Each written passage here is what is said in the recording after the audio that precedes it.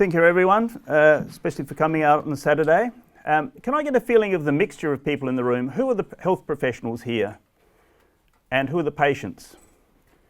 Okay, I'm aiming this at the patients as well, but the health professionals will certainly get a very good indication from it. Okay, so when the drains are blocked, important thing. It's tough when you can't go where you want to go, and this is a couple of pictures, a zebra crossing, walls on each side. It could only happen in Italy.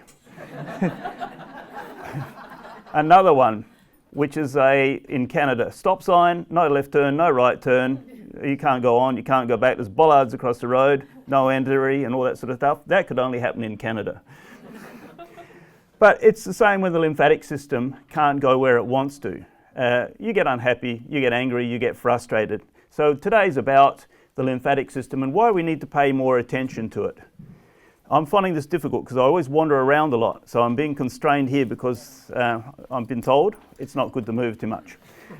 All right, why the lymphatic system? I'm getting back to basics. It's a sewage system. It contains within it lymphokines, cytokines, adapogenic factors, all sorts of metabolic wastes. If you want to see what's going on in a tissue in my finger or my thumb or somewhere else like that, you don't sample the blood, you can sample the lymph and get a really accurate picture of what's going on in that area. That's because it's a sewer, that's where all the bad things concentrate. Good lymph flow, therefore, is needed for good cell health. Slow lymph flow means more fat deposits, and that's something that characterizes lymphatic failure. That is, eventually, the epiphyseal deposition of fat, and that's a big problem. Never occurs subfascially because we've got the fascia overlying the musculature, which is like an inelastic garment. But nevertheless, epifascially, the skin's distensible, we can deposit fat merrily because of the adapogenic factors that are in the lymph. Reduced lymph flow means more infections. If we can get it flowing faster, those infection rates decrease, as you'll see a little bit later on. Our general and specific immune responses are also compromised when lymph flow is slow. Imagine, instead of taking about 5 or 10 minutes to get from my finger up to my axilla, if it takes 6 hours or 7 hours or a day or never gets there. Can you imagine what's happening in terms of the body's general defense systems here? It's not responding. There's nothing there to give a response to the bugs. Likewise, specifically, if there's lymph coming up here and it's taken a day to get up to my axilla and then there's no lymph nodes there, holy moly, well, it's got these little mononuclear phagocytes got to go around the vascular system again, find another lymph node and say, hey guys, there's some bad stuff down here in the finger. Get out some specific defense systems to counter it. So you can see that takes ages, and you can see why, therefore, the risk of infection is higher in a lymphedema patient. The other reason is that we know exactly what Monique was saying, early advice can reduce lymphedema risk, okay? We're now dealing with a situation where we've got two groups of patients. Those patients who are at risk of lymphedema, and we can identify risk, and I've got risk assessment sheets should you wish to have them. If we can identify the risk of lymphedema early on, we can prevent it from happening or minimize its significance. So early advice is good. The other important thing is to be able to detect the early signs of lymphedema. And when I talk about this in a minute, you'll see what those signs are and what we can do to detect it. The third thing is if we've got early advice, early detection, we can intervene early, as Monique said. And lymphedema, as you'll see, consists of a number of different stages. If we can intervene and detect it in the early fluid stage, we've got a great opportunity to win with that lymphedema and to make a significant difference. So it will reduce the severity and it'll reduce your time in the healthcare system and the healthcare system costs. Monique was a few weeks ago with us in a big screening program in Whyalla. We're off in a few weeks' time to a big screening program in Port Lincoln, and there's quite a few hundred people coming to that from around Eyre Peninsula. So, you know, it's about screening, it's about early detection. And our screening process for lymphedema is not as accurate, it doesn't meet all the requirements, sensitivity, specificity of screening tests like for breast cancers and stuff, but it's a pretty good screening program and can make the difference through early advice, looking at the early signs and suggesting early things to do. So it's a very important program. Let me just go back. The lymphatic system, most of us see a swollen foot and respond to the foot. That's wrong. We've got to think holistically when we're dealing with the lymphatic system. Everything from the legs has got to go through the groin, it's got to go through the abdominal area, thoracic area, to the junction of the subclavian jugular vein at the left shoulder. So anywhere along that pathway, if there's a disruption or a problem, lymph is not going to drain all that well from the feet. I'll never forget a person who fell off a horse and had some serious damage to the left shoulder. They had legs, swollen legs, lymphoedematous legs, because their lymphatic system wasn't draining. If you think holistically, you can help solve those problems of those sort of patients. Number two thing about the lymphatic system, I guess, here we have the deep fascia, the muscles down here. Here we have the skin surface, and here we have this epifascial compartment, and this is where the lymphatics are. The major lymphatic vessels, the major lymphatic collectors, are located here directly above the deep fascia, most often in association with the adventitia or the periadventitial areas of the veins. So already you're building up a picture. Hey, what happens if I've got troubles with my vascular system? Is this going to cause troubles to the venous system? And the answer is yes, it will, because of locational events. And as you'll see later on, things that go on here in this epifascial compartment will affect these lymphatics, and you're about to see some of those in a second. This is the lymphatic system. It's going to start up eventually. This is how it works. What you see here is a picture of the lymphatic system superficially. We're going down deeper in the tissues, the pre-lymphatics. Pre-lymphatics have got muscular elements around them, which are mostly smooth muscular oriented, and they cause depolarization. And basically that depolarization means that the individual segments of the lymphangines, which is the lymph heart, which is like our heart, contract and propel the lymph along. I'll just have a look at that again for you. You're standing in the way of my thing. Yeah. Anyway, so you can see here the cells of the lymphatic system. The initial lymphatics are held open by connections into the tissue.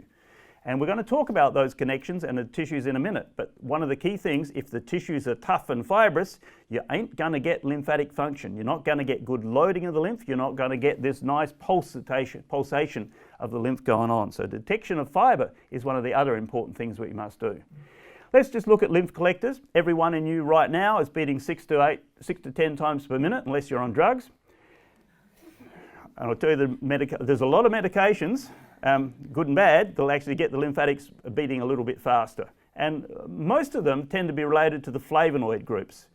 And flavonoids are all the thing, they're antioxidants and they're found in red wine and all those sort of things. So they've got some potentially beneficial aspects to them. The rate varies with load. That's really, really important. The more we put in the lymphatics, the harder it will work. So your big message is load the lymphatics. Get the sewage into the system and it'll actually take it away if it can. Most of the lymphatics that are important to us, the lymph collectors, are above our muscles, above the fascia overlying the muscles. The reason why they're the most important ones is the subfascial lymphatics. There's never any lymphedema subfascially because you've got that fascia. It's indistensible. So you might have a deep lymphatic system failure, but it shows itself up epifascially, okay, on the surface. So that's an important thing to remember. Lymph collectors, as you see here, look at the size of them. There they are there. They're constrained by fibrous tissue, but that's 1 millimetre, 1 millimetre, 1 millimetre. They're really small. That's the lymph heart. That's the origins of our own heart currently. We started out with a lymphatic system, then developed a vascular system. So it's really interesting stuff to see that sort of thing.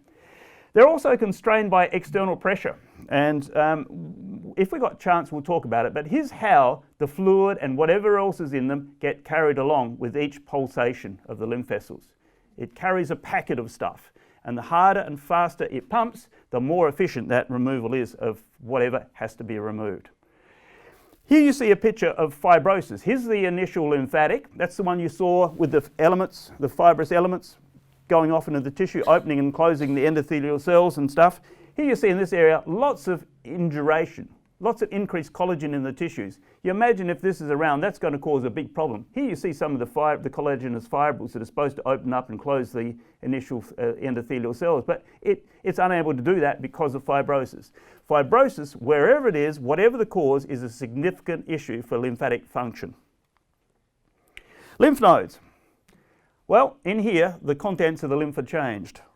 Roughly about 30%, maybe a little bit more of the lymph that goes into the lymphatics is taken up into the venous system in the lymph nodes, roughly.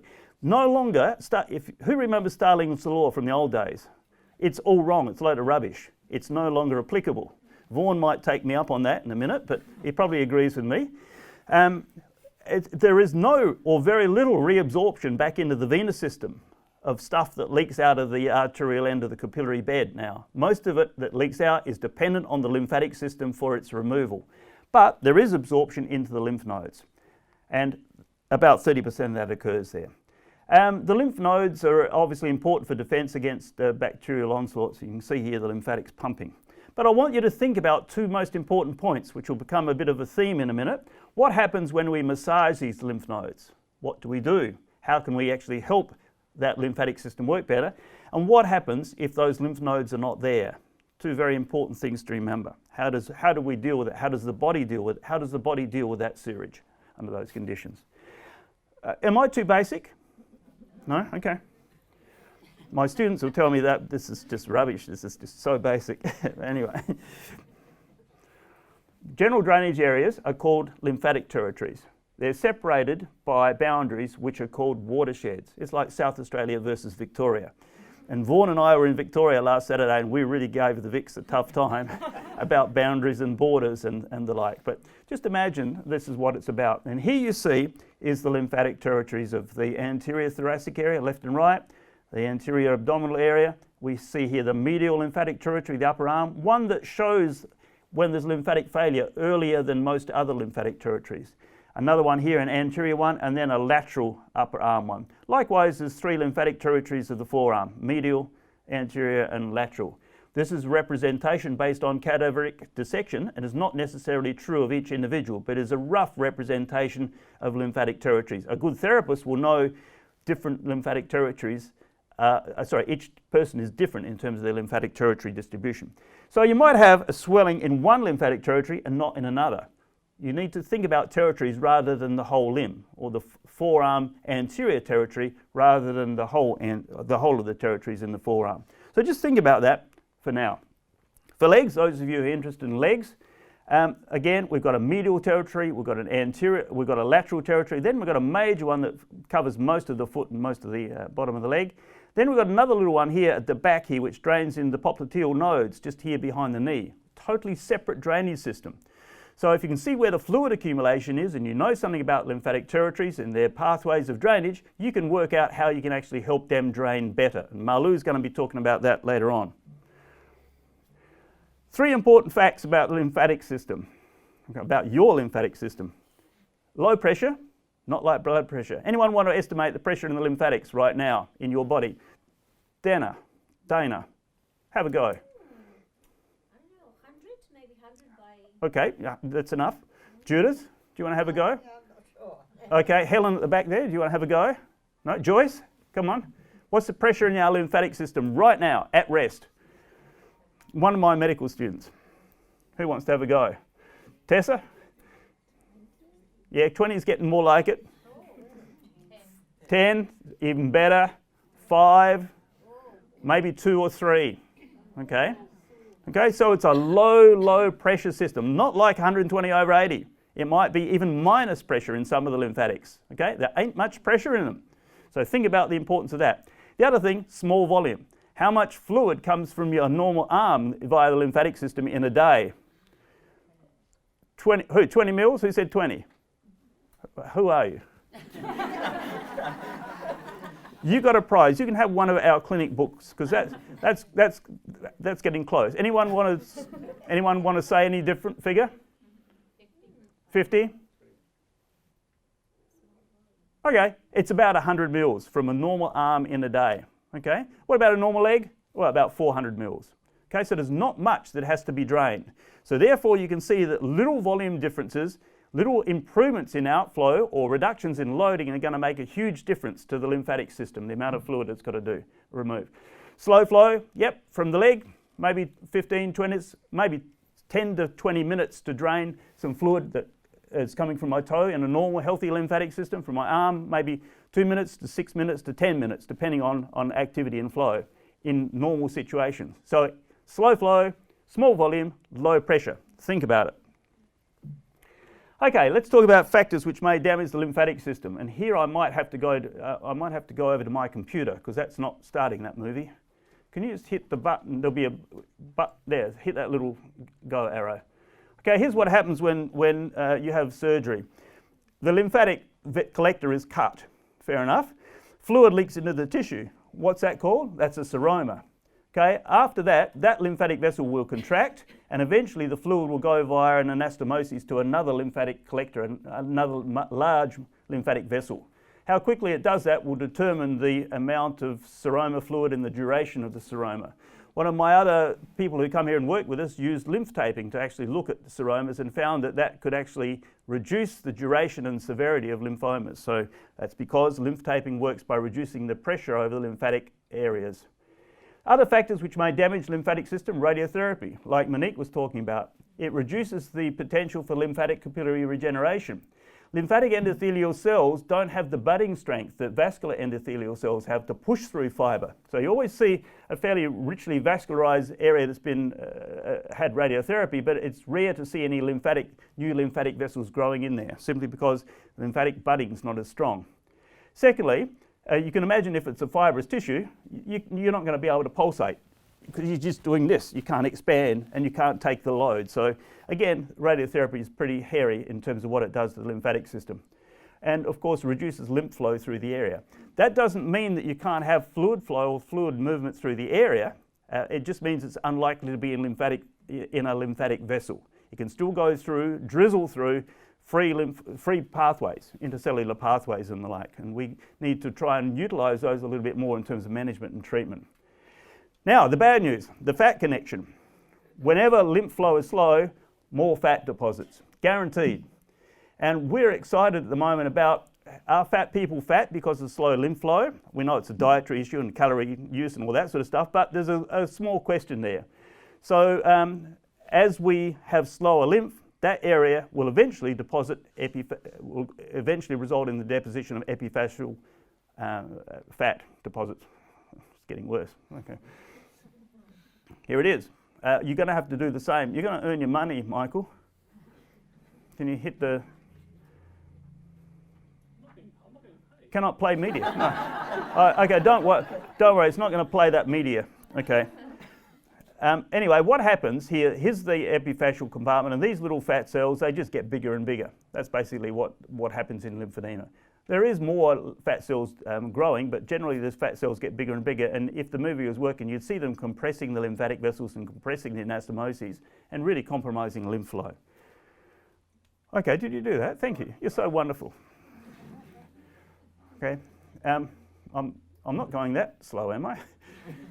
Lymphedema, where the changes occur. I just want you to remember the three areas where the change occurs in lymphedema. The deep fascia thickens, superficial fascia certainly thickens. Any collagenous deposits generally here actually become more predominant, and this becomes thicker, as does the skin, if you're looking at it at a really basic level. This one's really for the patients to look at. The muscle, the bone, and subfascial structures don't change. They stay pretty much the same. Here's something that everyone always gets some problems with. And you can see that it's adjusted things because of the, doesn't matter. Anyway, here we see lymphedema here. This is what lymphedema does. So a surgeon comes along and cuts out some of your lymph nodes and some of the lymphatic collectors, right? And we've reduced the lymphatic transportability. We've reduced the number of lymphatic vessels. And whammo, we've knocked it out by, let's imagine, 80%. We've destroyed 80% of the lymphatic system in the axillary area or the groin area. This person, however, in yellow you see their lymph node, the lymph load, okay? As long as the transport capacity is above the load, there ain't going to be no lymphedema, okay? And the reason why is that the lymphatic system has generally a huge reserve capacity associated with it. It's functioning maybe only in a normal, healthy individual whose lymphatics have developed well. It's normally functioning about 10 or 15% of capacity. So there's a big reserve capacity. This is why not everyone gets lymphedema when you've had even significant surgery. As we'll see later on, also, if there's not a big reserve capacity, that's why some people get lymphedema even when one lymph node is taken out. It's the same sort of issue. Depends on the reserve capacity. And it depends on this. As long as the transport capacity is greater than the load, you're not going to have any troubles. However, what happens as we age or as we have an infection or we put on weight or something, the load on the system will increase. And remember, it might be 5 mils per day. That's it. If that load is greater than transport capacity in that region, my thumb, my fingers or whatever, I keep on doing that. It's not good. I do that to my son quite often, but it's not a good thing to do. If the load is greater than the transport, you've got a swelling. And if it stays there for a long time, it becomes chronic edema, and that's lymphedema. However, our aim of the therapist is to increase the transport capacity and to reduce the load, and the patient's job is to reduce the load on the system. Have a look over here. This is edema. Here's edema. It's a normal lymphatic system functioning at 100%. And even if it's functioning at 100%, it can't handle the fluid load on it. So therefore, that's edema. But you've got good lymphatic flow. And if you've got good lymphatic flow, that's fine. You're not going to get epiphyseal adiposity. So an edema is all fluid, whereas an lymphedema, in the longer term, is fatty.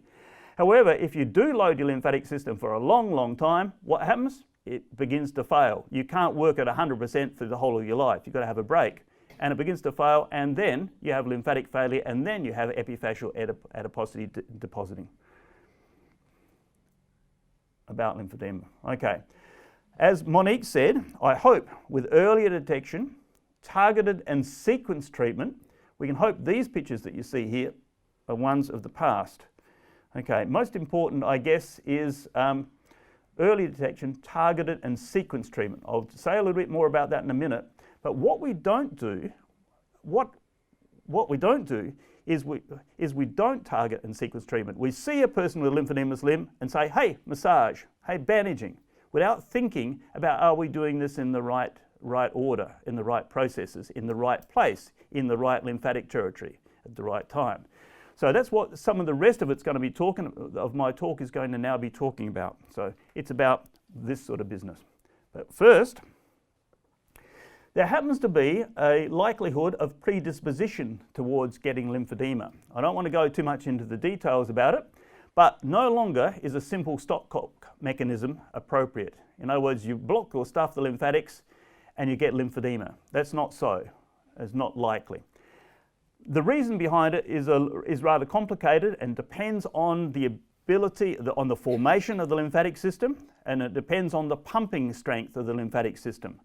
And I'll explain why in a minute, but generally, those people who get lymphedema have a lymph flow which is greater than a normal individual that doesn't have lymphedema. Lymph flow in these individuals is also higher in the contralateral limb. Here's my lymphedema limb, here's my contralateral one. The lymph flow is also higher in that one. Okay, so the system's under a little bit more stress than what it should be. This is looking at it very basically. And lymphedema is generally more prominent in those with a higher lymph flow. As you can understand, a high lymph flow continually stressing the system, there's continually an element of failure in it. So what we've got to do is just remember that there's a predisposition for lymphedema. The other interesting thing is the pump pressure in those with lymphedema is generally lower than those without lymphedema, normal patients. The pump pressure is the ability of the lymphatics to overcome a barrier. You remember I said, okay, my pressure in my lymphatics right now here at the axilla might be maybe -1 to maybe +10 millimeters of mercury. I can put an occlusion cuff on here and it'll go up to maybe 20 or 30 or 40 millimeters of mercury depending on how strong my pump is. Okay, and if my pump's not strong, I'm in trouble. I will be more likely to get lymphedema. What determines all these things? Well, it's genetics, unfortunately, and we probably haven't got time to talk a lot about those today, except maybe in question time, should you wish. Now, lymphedema has got 3 major stages.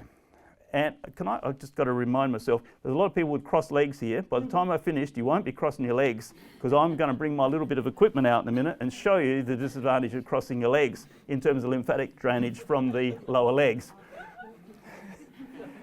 Okay, 3 major stages. Number 1, fluid. Number 2, fatty fluid stage. Number 3, fibrous and fatty, if you're looking at it basically. But it's a continuum. So what we're aiming to do is pick up these early fluid changes, these subtle changes, very small changes, maybe 5 or 10 or 20 mils, before it actually becomes a lymphedema of 200 mils or so. That's the important point to remember. So let's now talk about detecting lymphedema. But before I do, would anyone like to ask a question right now about any of this anatomical, physiological, pathophysiological background? Would you like some enrichment in some of the parts? Can I ask something? Monique? Just when you were mentioning about the higher flow, going back to a couple of slides ago, you were saying that people with higher flow are more likely. More likely. How does that impact, or how would that perhaps have something to do with then this? Is it what's the when you get after the operation? And seroma fluids. Yeah. So for me, I had hardly any seroma. Would that be an indication maybe that lymphedema might be more likely for me? I'm thinking that if my body was working faster, then there might have not been seroma, and therefore. All right. It's for those who couldn't hear this, it's a question about whether seroma and lymphatic pressures are related to each other.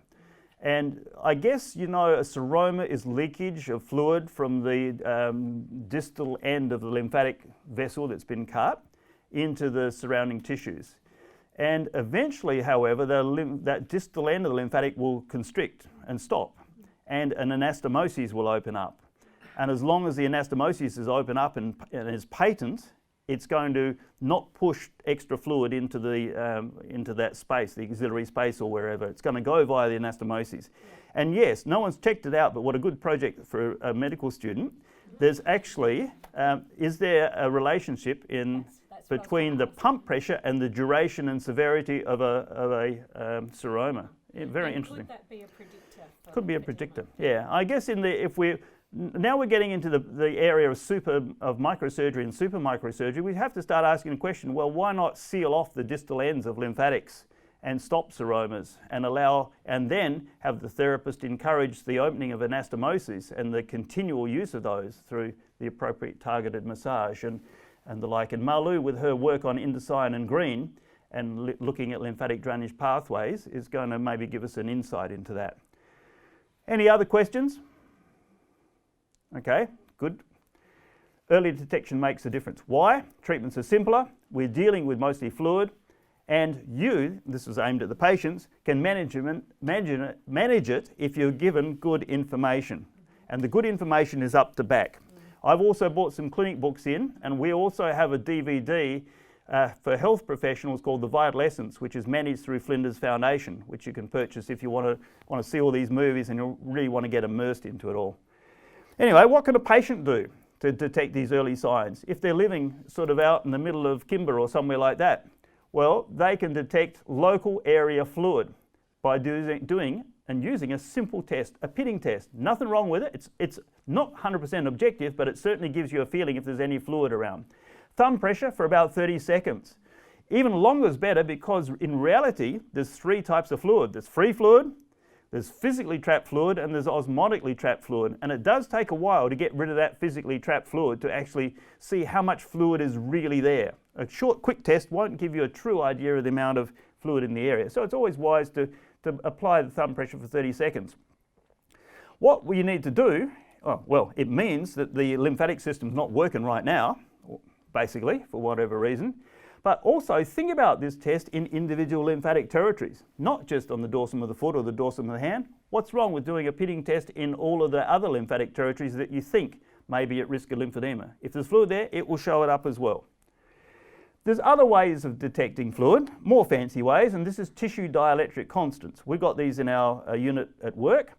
And this determines the fluid levels at specific depths within the tissue, from 1 millimetre up to about 5 millimetres, even a centimetre into the tissues. We can work out what's happening right on the surface down to deeper in the tissue at a particular site. In other words, we can go to one of these lymphatic territories here, or we can go to this lymphatic territory there, or wherever we want and get a measure of fluid. Fluid is a sign of current lymphatic failure in the system. Other ways of doing it is this, bioimpedance spectroscopy. And there are a whole lot of different bioimpedance spectroscopy units available. This is one from our clinic, which is a stand-on one, which is the one we take on screening, and it tells us all about the fluids in the arms and the legs generally. You see this lady? She's got excess fluid in the legs. So it just gives you a general overall picture of fluids. And this one here is one in the whole of the leg or the whole of the arm. Can't tell you much about parts, but there are all sorts of other machines which can tell you about fluid in specific parts of the leg, or if you want, a specific site on the tissues. So we've got the ability to detect these fluids very, very well by bioimpedance spectroscopy. What's the advantage of this? Well, here's something from a publication which is in 2001. It's an old one, but it shows up some interesting stuff. What there is here is a validated range of fluids which is acceptable. And this is a person who came in, who developed some lymphedema. Their LDEX went up and down. This wasn't lymphedema here, actually. This is just fluid in the tissues, getting worse, getting better, getting worse, getting outside of normal range. So what we've got here is the first ability that bioimpedance spectroscopy has said, hey, there's too much fluid in this limb, there's too much fluid in this area. And that's really great. Then the patient recognised that there was fluid. In other words, they felt there's too much fluid here. The limb's feeling tighter, the limb's feeling a bit heavier. Self-report. Then volume measurements. Volume measurements showed there was actually a significant fluid difference. And our significant fluid difference is often 200 mils. And, you know, it's an arbitrary figure, but you're looking for a 200 mil difference generally in the limb, saying, hey, you've got lymphedema. But when you look at that, what's the important thing is there's 8 months between when a bioimpedance spectroscopy device can detect the fluid and when the volume detected. So everyone uses volume measurements, we do too, using a pyrometer of course, but you know, volume measurements is perhaps not the best way. It's being more reactive than proactive. Using bioimpedance spectroscopy is being proactive in terms of earlier detection of small, subtle differences in the fluids in a limb or a part of the limb. 8 months, it's important. One of the other things that's important to detect is fibre in the tissues. And a patient can actually do that. You can actually get a feeling of the amount of fibre in the tissues, the amount of change in the surface tissues. Traditionally, the stemocine is done at the base of each of the fingers. And if you want to do it now to yourself and just see if there's any difference between any of your fingers, and you know, that's interesting. We use the stemocine. It's a well-used sign, but there is an increasing prevalence of a positive stemocine in a population as we age. Obviously, you get a little bit fatter, all those sort of things, and you get a little bit more fibrous. But you can pick the difference between a normal limb and a limb with lymphedema or a limb at risk of it, where there may be some changes already that you don't see by any other simple means at home, at least. So, with stemocines, our guys in biomedical engineering are working on some of this stuff at the moment, but you know, why not do a stemocine here on this territory? I can do a bit of a pinch and roll test here and see if that's thicker than this one, if that's thicker than this one, and therefore if there's any changes in those tissues, those individual changes of that individual, even in the legs if you wanted to, or the abdominal or the thoracic areas. The biomedical engineering group have developed whole lots of fancy instruments, basically this electronic interferometer and a viscoelastic interferometer, which gives you an objective measure of the amount of fibre in the tissues or the way in which a tissue responds. And remember, this is coming back to detecting fibre in the tissues. Fibre is the worst enemy of the lymphatics. So you might not have very much fluid, but if you've got a lot of fibre there, and the fibre could be a consequence of surgery or radiotherapy or the progression of lymphedema, if you can pick it up, you can respond to it once you know it's there. And this is where targeted and sequenced treatment is going to be really important and is becoming much more important in the future now and in the future. Now, with respect to lymphedema, the most important thing to remember, like I showed you in that other diagram, it's a problem of balance between the load on the system and the transport capacity or flow ability of that system. And when I say the balance, it's the balance in each of the individual lymphatic drainage areas of the body. Each one may be behaving differently at the same time. So, keeping that in mind, we can now have a look at the ways in which we can treat lymphedema. I've got another 20 minutes or so, haven't I? Yeah, cool. That's good. I was getting worried when you're reaching for the paper there. Okay, let's now have a look. You know, the old-fashioned treatments of lymphedema revolved around bandaging, compression, massage, and a little bit about skin care. Those are the 4 tenets of treatment. But now we look at what's around, and there's a whole lot of diagnostic tools and strategies. And I just want to introduce them to you because we have to look at innovation, we have to look at new and different treatments and try and bring them into the practice. Now, in lymphedema and lymphatic research, you're never going to have large clinical trials which put every single new thing beyond doubt. Okay, there's always doubt, there's always uncertainty in everything you do in lymphedema and lymphatics research because the money's only around for very small trials. And as a consequence, you get lots of different opinions. I mean, if I can talk about now that one study showed that below the knee compression made no difference to secondary lymphedema occurrence. And it was because there was some flaws in the study, but people looked at it and got worried about why should I wear compression if it doesn't work. Then another study came out just a few weeks ago which says 3 sizes too bigger garments had a beneficial effect. You don't have to worry too much about garment size and the right fit and all those sort of things. So you imagine some patients see these things and think, oh, I'm not going to, it doesn't matter what I wear as long as I wear something. And we can have those discussions and those arguments on and on and on. But the key thing about these treatments and with patients, I guess, whatever they're doing, if they want to do something else, you need to do, or they need to do, only one thing different at a time and see how that works. It's like an RCT of 1. Where that person does one thing different, has a look to see the effect, you have a look at see how it's working, and then you determine whether that's beneficial or not. It's because, in terms of our lymphatic system, everyone is individual. Sometimes in clinical trials, you don't see that patient that's in front of you in the trial, okay? And that's why you have to have a little bit of uniqueness. I've just written a couple of editorials on this, and you're welcome to get them, and they're in the Journal of Lymphedema, about have we lost the vision of the patient in front of us when we're looking for good science and we're looking for the most accurate and the highest level of statistics we can actually ever get to prove something beyond reasonable doubt that it works. Anyway, RCTs are one of the way to go. But look at here, this is what we've got. We've got electrostimulation, we've got genetic testing, $125 I think we can do it now. We can look for GATA2, we can look for SOX, and we can look for a whole lot of different genes.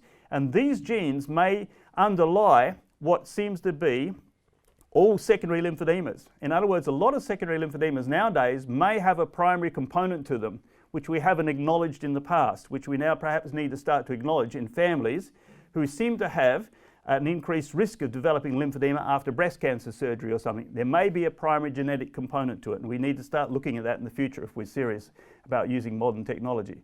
We've got bioimpedance spectroscopy, we've got fluoroscopy, we've got improved dressings, we've got wraps like the Faro wrap, where a patient can actually buy these garments and you can actually change the patient can change the pressure on them if they want to change the pressure.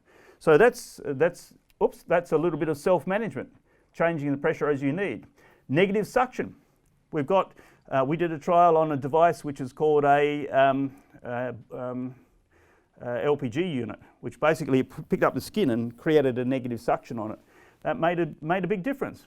Obviously having an area where there's negative pressure is great if there's an area with positive pressure, because you get, obviously according to whatever law it is, Pascal's law, is it? Vaughan? Pascal's law? Yes. Where if there's a high pressure in one area and if there's a free channel, the fluid will flow from a high pressure area to a low pressure area. So that's what we want to do in lymphedema. We want to change the pressures, we want to vary the pressures and get flow going in the right direction. So the other one that Monique mentioned was psychosocial awareness and care and dealing with that part. Hosiery, kinesiotaping, turning out to be a really interesting way of actually dealing with patients with lymphedema. Simply because we can apply the kinesiotape, which is, you'll see it in a minute, a tape over the lymphatic vessels, and actually create a negative pressure where those lymphatic vessels are. Fluid will move from a high pressure to a low pressure and help. So we've got kinesiotaping. Exercise, fantastic. Low-level light and laser therapy, weight control, intermittent pneumatic compression, lymphatic drainage. Then we've got vibration. We've got surgery for the ones who don't work conservatively. We've got liposuction, Bowen therapy, myofascial release, blood screening, and all those sort of things. Treatment now is very diverse, and not every treatment is appropriate for every person. But you can get the best result out of a treatment by making some early measurements and by targeting and sequencing the treatment according to that information that you collect on the patient or that the patient gives you. And that's a really important thing to remember. Okay, now let's have a look at things which contribute to lymphatic load. Does anyone want to have a go at any of these? Anyone brave enough? I'll give you a free book. You get a free book on arm, breast, or leg lymphedema if you get one of the answers. Pardon? Fat deposits. You don't get the book. I'll give you a handout sheet. Yes? Yeah, chronic venous insufficiency, elevated central venous pressure and those sort of things will add to the lymphatic load. One good one. All right, let's look at some others. Skin as a barrier. Remember, I'll do it in a minute again, but I just want you to remember the amount of lymph fluid coming from my arm, 100 mils a day. Okay, if the skin as a barrier is not working and I put 5 more mils into that system in a day, do I know that I've got a problem at the end of the day? No, no idea. 5 extra mils, of course not. You can't pick it. What about 5 mils for a week? 35 mils. Am I knowing that there's some problems going on there? That 5 mils a day at the end of a week is 35 mils. That's a problem. 35 mils for a month is 140 mils, isn't it? Do I know I've got a problem? By heavens you do. And that, what it boils down to is 5 mils per day that's got to be either dealt with in terms of reducing the load or improving that 5 mil clearance by actually making the lymphatic system work better. So can you see it's only a little bit of difference that's going to make it. And this is where it comes in, where the important thing is about being proactive. Okay, you detect early changes, it's easy to do, it's easy to respond to, it's easy to make a difference. So in a way, we're all dealing with 2 cohorts of patients, those who are at risk of lymphedema and those who have got lymphedema, and essentially doing the same thing, but we want to protect those who are at risk of it from getting lymphedema, and we know it can do it. Monique brought up a very interesting point there. The fear of developing lymphedema far outweighs the risk of it. For instance, axillary node sampling and stuff, 3% of patients get lymphedema, 3%. And if you looked at people who had that, who were worried, it was about 45% were significantly worried about getting lymphedema. So the fear of getting it far outweighed the risk of getting it. However, the American College of Surgeons on that said 3%, it's not worth worrying about. Why should these patients have to worry about getting lymphedema? And they had a big argument and a lot of stuff in the literature about risk and ignoring the risk and the consequences. And in the States, if you looked at this, the National Lymphedema Network looked at it and said, well, there were 2,300 people or something over their lifetime would develop lymphedema if you ignored the 3% risk.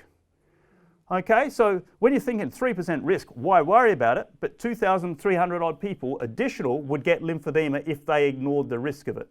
So that in itself is scary. But you're right, it's scary when you've had a small operation and you're worried about lymphedema and it's out of all proportion. So how do you get that balance right for the patient? And I think the way you get it across is by good education, good awareness, early recognition, early treatment sort of style of things.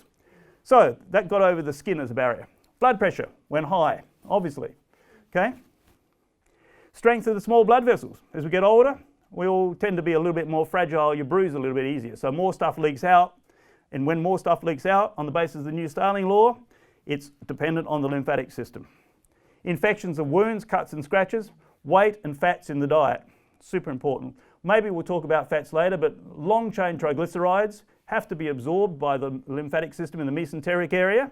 So short chain fats are really good for you. Omega-6s are pro-inflammatory, omega-3s are anti-inflammatory. Lymphedema is basically associated with inflammation. So if you can actually change your diet from that point of view, you can also reduce the potentiation of the dietary potentiation of lymphedema. And the lady there issues, where's the vein lady? The venous pressure? Yeah, you're the one. Okay. They're a drainage system. So if they're not working properly or if there's a high venous back pressure or whatever, more load on the lymphatic system. I agree. Okay, this is the stuff that I want to re-emphasize again. Normal flow from the arm is about 5 mils per hour. Okay, it can double. Normal lymph flow from the leg is about 20 mils per hour. Okay, with an infection, it can double. Okay, it doesn't take much better skin care to reduce the load on those systems by that amount. Okay, and you can explain to a patient, look at my cuticle bed. If that's red and inflamed, that's probably 5 mils. Okay, all those sort of things. If there's poor heel care, that's probably 5 mils. Then when we get to heel care, well, what's the patient do? Well, they massage their heel. They put their ointments and their creams in the heel. That's not right. that's not the way to do it if you've got if it's a consequence of a lymphatic failure or if your lymphatic system's compromised. So we'll talk about that again in a minute. Okay, let's have a look at things which determine flow. Anyone want to have a go at this one? What factor determines flow? Pardon?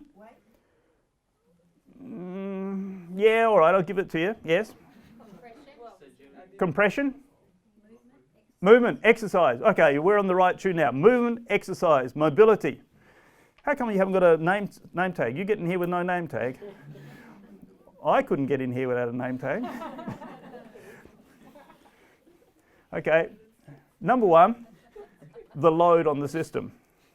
Okay, first of all, the greater the load, the greater the flow if the system can handle it. We've got to get the stuff into the lymphatics in the first place. So if I'm sitting here right now, or standing here right now, and there's absolutely no muscular movement and no no muscular movement, there ain't much loading going on into my lymphatics, okay? And if my hands are in a dependent position, I'm going to get edema, okay? Because I'm not loading the lymphatic system. Super important. You've got to get it in the system. The pulsation frequency of the lymphatics. The more we load it, the harder it works.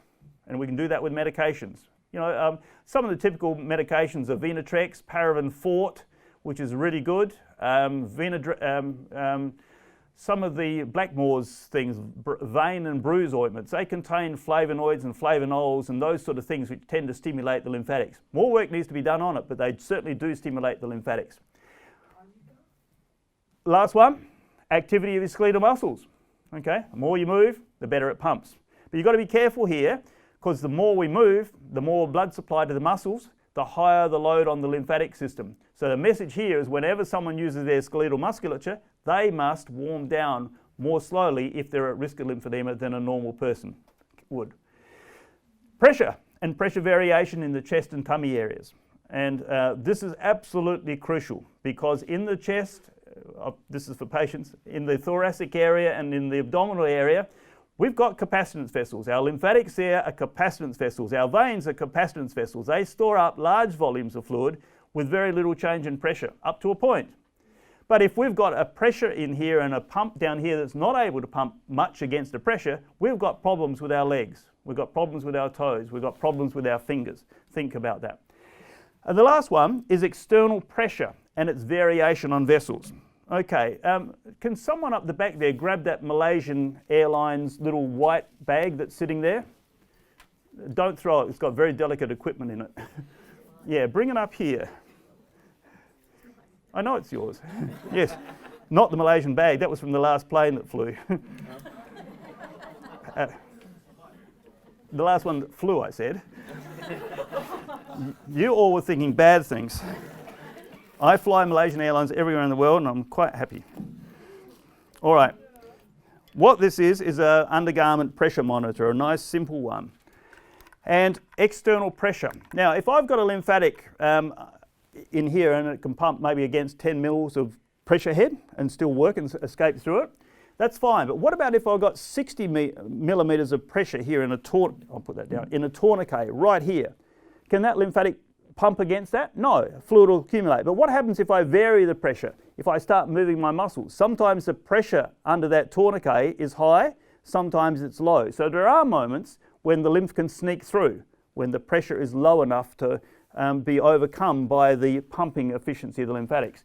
So one of the important things is external pressure variation. Even if you've got a rubbishy garment and it's too high a pressure, if you're moving, you're likely to get some benefit out of it because of the variation in pressure. Super important. I might do that demo later.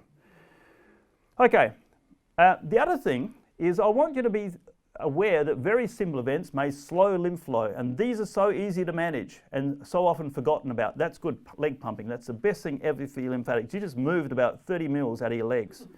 And Monique will substantiate that because Natalie's going to talk about that later on, how movement actually gets rid of lymph out of your legs. Okay, bloating. Who bloats? You don't have to put up your hand, but I used to. I used to have bread that caused enormous bloating, and I changed breads. No bloating anymore. But you imagine what's happening here in the abdominal area, bloating. Imagine where the lymphatics are, okay? It's a small problem it's a large problem for the lymphatics when you have elevated intra-abdominal pressures around the lymphatic vessels as a consequence of gas. Constipation. People in nursing homes and immobile people with the wrong diet are subjected to constipation. Same problem again with clearance for lymph. Fat in the tummy area.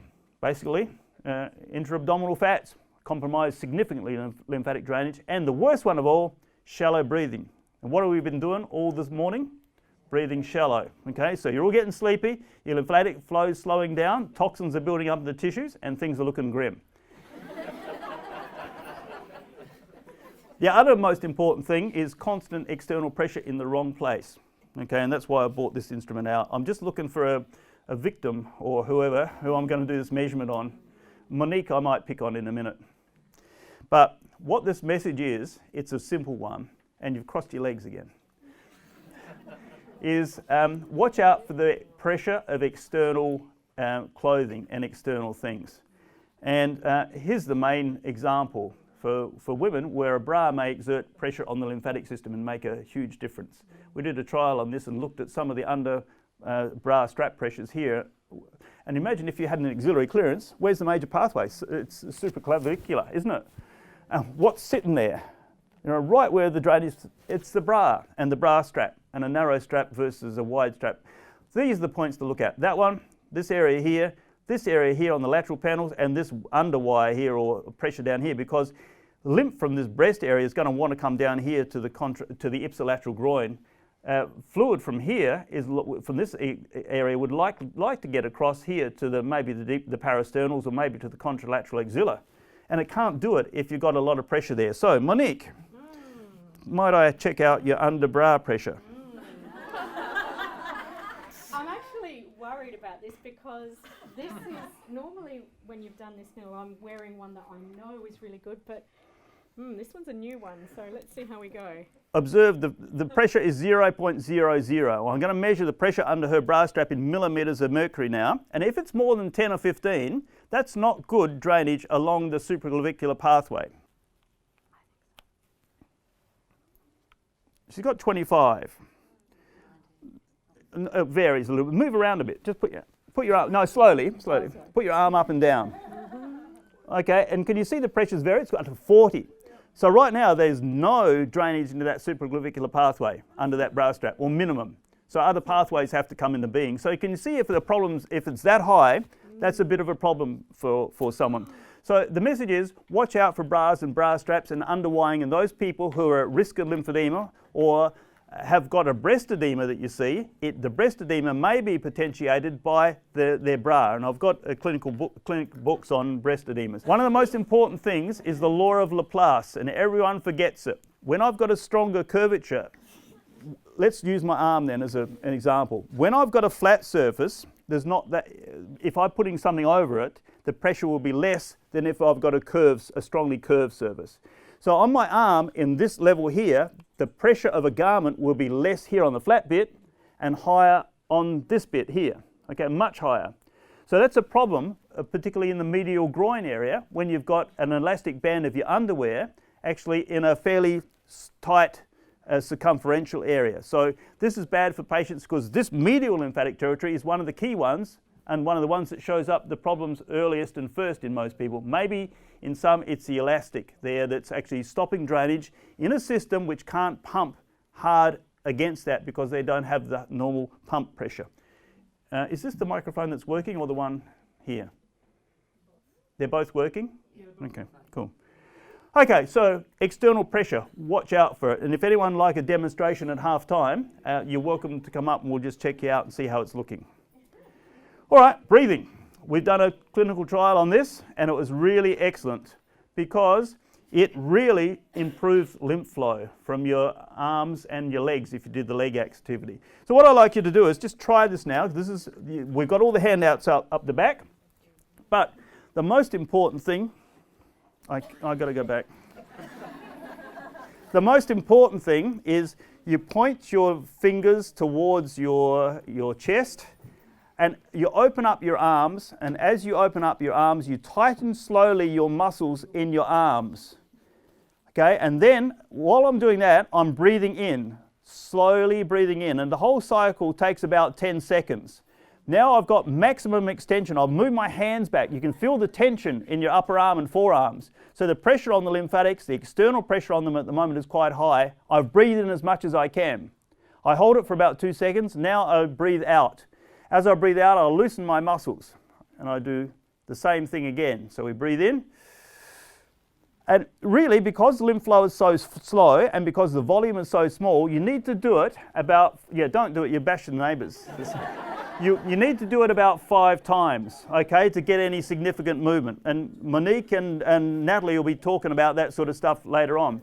So that varies intra-abdominal and intrathoracic pressure, okay, and helps unload the lymphatic system, which is what's important into the exit point of the ductus or the exit point of the right lymphatic duct into the vascular system. So you've got to do that. And as you'll see later on, you've got to do that first before you do anything else, because other things won't work as well. One of the other things that's useful and beneficial is aquatherapy. Absolutely great, okay, because the on-call program, 5 minutes. You've got to be joking. I got 7. Aquatherapy is really, really important because you've got variation in depth. The other thing that people are now starting to think about, one particular wonderful woman who's doing this, it's about if I move my hand through the water like this, I've got a high pressure here and a low pressure behind. So if I move my hand back like this, I've got a high pressure here and a low pressure here, and that can help create a pressure gradient at a given depth in the water. So movement of your arms or your legs in the water can influence pressure at a given level and may be able to help direct lymph towards the lymphatic collectors that are surviving if they can be shown up. That's my son. That's the coffee. Oh, no. Sounds like my son's car, except it's a bit noisier. All right, so that's the reason for aquatherapy. Exercise is really good. You cannot beat exercise and activity, but a person at risk of or with lymphedema must warm down afterwards, otherwise there's problems, okay, because the load on the lymphatic system. One of the other things you have to watch out for, you can do exercise, but you can't do this, or you shouldn't do this. You shouldn't carry a bag or some heavy weight for a long period of time. Okay, why? Because there's no variation in pressure. There's no entry of fluids into my lymphatics until I start varying the pressure. So that's bad news. Carrying heavy weights for a long period of time is off the list. Before treatment, a full assessment can identify the problem areas. That's what we're looking for, the fibre. Where's the fibre? If you do detect fibre, there's a whole lot of things that are around at the moment which can actually help break up that fibre or soften it. And it does include frictional massage, also works quite well across the grain of the fibre. So there's light and laser. They seem to be the most substantiated ones. We've published some stuff on laser and in cancer and all those journals, and it tends to be fairly beneficial. Lymphatic massage can help, and what you see here is some findings from our group. Okay, basically it's about movement. You've got to empty the buckets first. You've got to breathe. You've got to empty the abdominal and thoracic buckets first. Otherwise, forget it. It ain't going to flow from the legs or from the arms. Okay, and you see here's the buckets we've got to empty. Here in the thoracic, here in the abdominal area, before that fluid's going to move from the arms or the legs. Just think holistically when you're dealing with the lymphatic system. Very important. Okay, lymphatic drainage. Okay, again, emptying the buckets. Look at this person here. This person has got a problem with their foot. But you don't start massaging on the foot, okay? You start massaging proximally. Empty the lymphatic vessels in the proximal leg. Do the breathing first, work your way down, and then get to the foot, okay? Otherwise, you're pushing fluid out of the tissues of the foot here into a lymphatic system that's already full, blowing it up, causing it to become less functional. So remember, empty the buckets first and you get the best results for that patient no matter what they're doing. And here you see an example of simple effleurage. One of our old physios, she's not old, but one of our previous physios. I'm the old person here, but it's a simple effleurage technique, and it actually works. It makes a difference. So the other thing is handheld massage units. There's a whole lot of them around in the shops.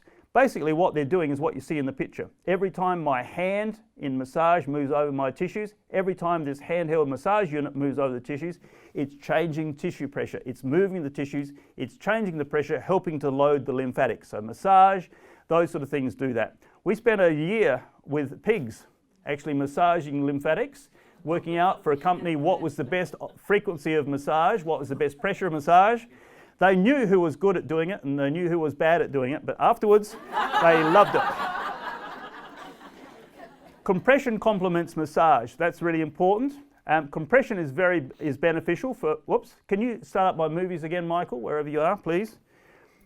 So I get another minute because Michael's slow.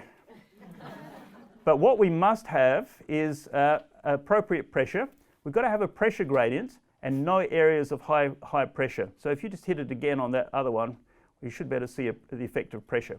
Here's what pressure does, okay? Most importantly, it reduces the outflow from the blood vessels, okay?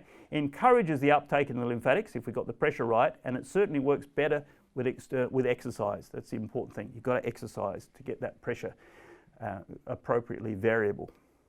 Okay, intermittent compression pumps. We're just completing a trial on this 27 to 32 chamber pump by tactile and sussing out how that works compared to other compression pumps.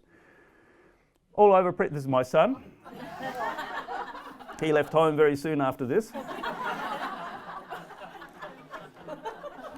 All over pressure is not good, basically. So there's got to be a pressure gradient to it, otherwise it's not going to have any flow. So please remember that in the garments you must have a pressure flow, pressure variation, super important. All right, there's lots of things about garments that are important. We may have some questions about it later, but there's new findings about donning and doffing. You've got 40 minutes or 30 minutes after you've taken off a garment. If you've taken off a garment and I just stand around for 30 or 40 minutes, most of that fluid that the garment has held comes back. So basically what it means for a patient is you must don your garment early in the morning after you've done your breathing, because you clear out the proximal territories because you're putting pressure on the distal ones. You don early and doff late. Because if I'm walking around and I've doffed my garment for 30 or 40 minutes, all that fluid that's been kept out of the system is gone back into the system. So don and doffing is really important. One of my other students just completed a study on skins, and they showed that skins was pretty beneficial in terms of compressing the lymphatics and helping lymph flow and helping keep the system in really good nick. So any compression is better than none. Light compression garments are shown to be beneficial. Sometimes 2 light compression garments instead of 1 heavy one. 2 light compression garments that a patient can get on and off easy are better than a heavy one because of compliance problems and those sort of things. So pressure and compression is really good. Wobblers and vibrating pads. Okay, that's basically the thing. We did a big trial on this wobbler and a couple of the massage pads and stuff, and basically all they're doing is this: they're moving the tissue, vibrating the tissue. There's a lot of long-distance truck drivers who have now massaging, vibrating seats. You can always tell when they've got them on because they've got a big smile on their face for whatever reason. The other thing is electrical stimulation of muscle. It's really important for those who don't have variation in muscle. There's all sorts of machines to stimulate them, including the circulation booster and body flow stuff and just simple things. Basically, electrically stimulating skeletal and smooth muscle can actually help the lymphatics and help load them and help pump them and help vary the pressure. Really important for those people with MS and other disorders. Kinesiotaping, really great, reducing the pressure over the lymph vessels. Great in hot and humid environments because patients can get this easy on. It'll stay on for about a week. And it's not hot and humid, doesn't elevate temperature, doesn't increase extra flow. 30 seconds I've got. The other one is Bowen therapy, fascial relaxation. You know, if your fascias are tight, what's in your fascia? What's in your deep fascia? Your major lymph collectors. If the fascia is tight, you can imagine lymph flow is not going to be good. So myofascial release or relaxation can be really important. Treatment summary then. Generally, intensive from a professional, and then maintenance from the patient or their partner or their carer. Likewise, for a professional and a patient, explore the treatment options and see what's likely to work for you. Ensure your therapist knows what you want. If you're a therapist, please listen to your patient because we always focus on size. And for lymphedema, size sometimes matters, but not always. Sometimes it's how the limb feels. It's the range of movement. It's the grip strength that's important for that patient. So you must think big picture. You know, don't just focus on reducing the size of the limb. Think about that holistic nature that Monique was talking about.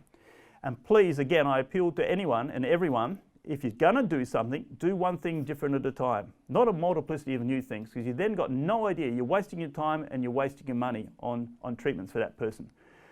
Lymphatic system, it's a sewage system.